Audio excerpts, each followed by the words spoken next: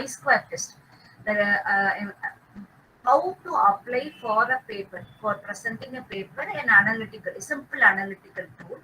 So first let me give the problem and explain. After that I'll explain the theory, because theory everyone will understand, but when you have a problem, then you can understand the theory in a well and good manner.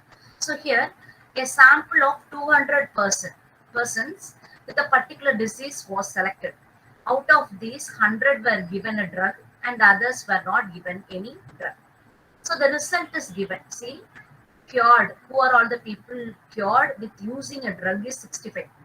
And without drug, cured people are 55, and their total is 120. And not cured people, that is, even drug is given but they didn't get cured, they are 35 in numbers. And no drug is given and they have not cured also, they are 45, and their total is 80. So first of all, what we do, and it is asked that test whether drug is effective or not using a chi-square test. So first of all, what we do, we frame a hypothesis H naught, that is, drug is not effective. And what is H1? That is alternative. Drug is effective. That is what. First of all, let me take into account the null hypothesis. Okay. So what we are going to derive is this drug is not effective. Okay. So for that purpose, what we have to do is we have to focus only the total, row total as well as the column total. See here, row R1 I have shown in red color. R1 is 120 and R2 is 80, and this is the total n numbers. Okay, and here this is C1, column 1, this is column 2, that is also 200, and then n is 200. Okay. Till this, are you able to understand this answer? Yes, ma'am. Yes. After that, what we are going to, inside chi-square test, what we do is we are going to take expected frequencies. That is, what is expected from this particular given data. For that purpose, what we have to take, R1 and C1 should be multiplied. Okay, R1 is 120, C1 is 100. That should be divided by 200, and you get 60. Then same R1 should be multiplied with the column 2. Okay. So 120 with 100.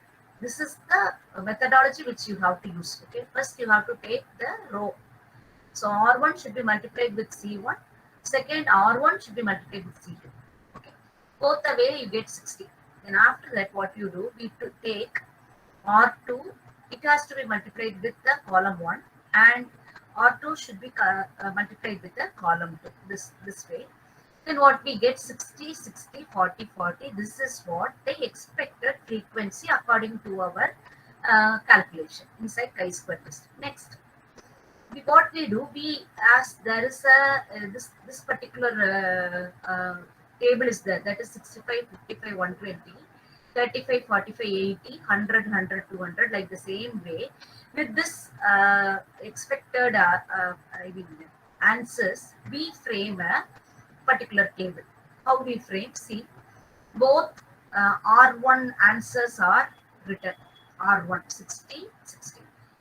Okay, so we write in the row 60 as well as 60, and from R2 what we have come across 40 and 40. That is, row 2 answers 40 as well as 40 we write, and same way we total it. Okay, 60 plus 60 is the total 120. 60 plus 40 is 100. 60 plus 40 is 100. So what we have done, we have framed a new table, expected frequency. After that, what we are going to do is we are going to apply the chi-square test table. What is being observed and what is expected. Okay, observed is nothing. This 65, 55, 35, 45. Can you follow? 65, 35, 55, 45. We have to write it one particular column. Okay, what is given in the problem is taken, and it is being written as 65, 55, 35, 45. Like this way, 65, 35, 55, 45. And after that, from here, what we do, we write column wise. Both column wise only we have to take 65, 35, 55, 45. 65, 35, 55, 45. Here 60, 40, 60, 40. So column wise we are writing inside expected. Able to follow? Yes, ma'am. Yes, yeah. This is observed and this is expected. What is O minus E? 65 minus 60 is 5. Okay. This 5 is squared. Okay, 5 5 is 25. Like the same way, 35 minus 40, O minus E. Okay, 35 minus 40 is 5. It is squared, so 25. 55 minus 60, that is also 5. Even if it comes in a negative way, when you square it, you get whole number as 25. And here 45 minus 40, 5, the whole square. So it is the whole square. O minus E the whole square. Now what you do is, see, O minus E is 525. After that, each and every answer of O minus E the whole square is divided by the E expected. That is 25 divided by 60. What is the answer? 0.417. 25 divided by 40, that is 0.625. 25 divided by 60, 0.417. 25 divided by 40, 0.625. We get, this is the answer. So chi-square test, what we apply, we get answer of 2.084. Okay, let it be. Now what you are going to do is, you'll in the statistical book you'll have significance. Significance, that is what is the meaning of significances. See, level of significance, there will be a paper and there what you have to row and column you have to find out. For that purpose, what you need to do is, here see how many rows and how many columns are here. Two rows and two columns are there. For that purpose, what we need to do, r minus 1 as well as c minus 1, we have to multiply. So what is r minus 1? Two rows are there. So 2 rows minus 1. 1 is the answer. Columns, 2 columns are there. 2 columns minus 1. 1 is the answer. So 1 into 1 is the answer. So at one level of significance, what is the meaning of one level of significance? That is, my study, what I have done, there may be 99% of accuracy and I may be wrong at one level. Okay. For example, if you have got many rows, you have 5 rows and 5 columns, what you have to do for everything, r minus 1, c minus 1 is the formula. Okay. So 4 minus 1 means 3. Here also 4 minus 1, 3. So 3 into 3, 9. At 9 level of significance, what is the answer is? My calculation is 91% significant. That is 91% proper, correct accuracy is there, and 9% it may differ. So that is what the level of frequency, and this, as we have taken only 2 rows and 2 columns, we get one level of frequency from the table value. The table value answer is 3.84. I think table value you could find it out from the statistics books at the end. So here at one level of frequency, 3.84 is the answer. If the 3.84 standard answer, from that the derived answer is lesser, then your hypothesis is accepted. Okay, always, what is the meaning? Table value, from that table value answer is 3.84. What you have derived? You have derived at 2.084. How you came? 2.084 is this O minus E the whole square divided by E. Okay. So if the table value is lesser than what you have found, observed, that is what you have calculated, then your hypothesis is accepted. Okay. So what is our hypothesis? Drug is not effective. So we conclude that as the derived answer is less than the table value, the null hypothesis is accepted. Hence, the drug is not effective in curing the disease. Able to follow, students as well as faculty members? Yes, ma'am. Yeah. Now, Nice. Got it. yeah, this is what the theory. Because why, when I say the theory, you'll feel some kind of disturbance. So that after explaining about the problem, I come for the theory. And when we talk about the theory, chi-square test, there are parametric as well as non-parametric. What is the meaning of parametric? That is, when you actually know the population, exact data is known, you use parametric.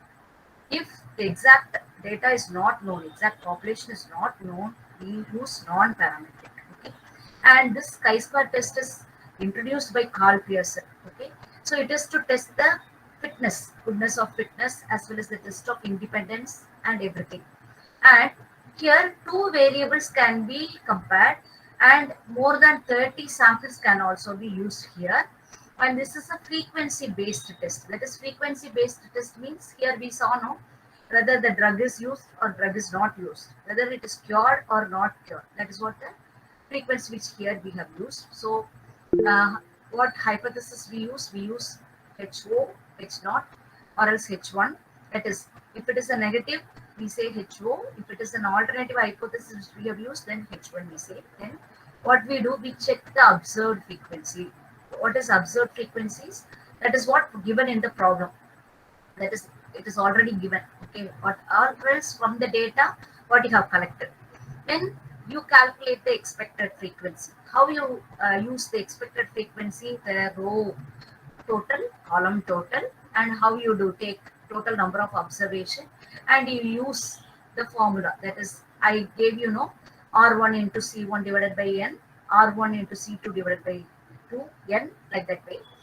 So after that, what we do, we formulate a table, that is observed minus expected frequency, then observed minus expected the whole square, then observed minus expected the whole square divided by expected frequency. So after that, we determine the degrees of freedom. So what is degrees of freedom? How many columns are there? That minus 1. How many rows are there? That minus 1. That is according to your data.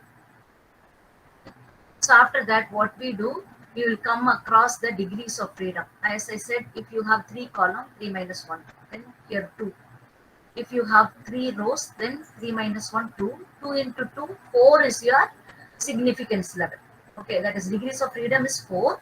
Then what we do, we will find from the chart. After that, we will check the level of significance. Maximum, we allow 1% or 5%. We select. Okay, so because we will tabulate itself, we will come across only this level of check the level of significance between 2 to 5. After that, we select the table value, and after that, the specified level of significance is compared with the answer which we have derived. Then we decide whether to accept or to reject the null or alternative hypothesis. Clearly understood? Yes, ma'am. We understand clearly. Yeah. Thank you. Ma'am, that is, I'm Gejalakshmi from Yeah, Commerce, yes. that is from New Prince College. Really nice the way you explained each and everything. Thank you, ma'am. I think within the short span of time, we learned a lot, I think, so it seems. Because I am handling a research methodology subject for MCOM students, I think within a short span of time, you explained each and everything. That is level of significance, features of the research, types of research, scale.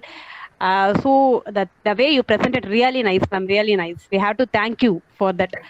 Surely it will be helpful for our that is beginners as well as middle level researchers, ma'am. Sure. Okay. Thank you, ma'am. Yes, I want to deliver the vote of thanks for you, ma'am. Yes, This as ignited mind is the most powerful weapon on the earth. Indeed, it is a great honor and privilege to deliver vote of thanks. I thank our principal and our chairman and directors, and all the staffs and organizing team for arranging the insightful session. I extremely thank our chief guest, Rani, Assistant Professor, SRM Institute of Science and Technology, for her valuable sharing of the knowledge. Dear Madam, the session was extremely interesting. I hope it will be beneficial for the future researcher and the teaching fraternity. Thank you for the entire who have rendered the great support in organizing the faculty development. And once again, I thank the technical team. Without their support, the day should not be good, it seems. So I want to thank the technical team and teaching and non-teaching faculties and all the participants who have joined for this faculty development program. Thank you once again, ma'am. Really excellent program. I think most of the I think you are getting good comments from in this program, it seems.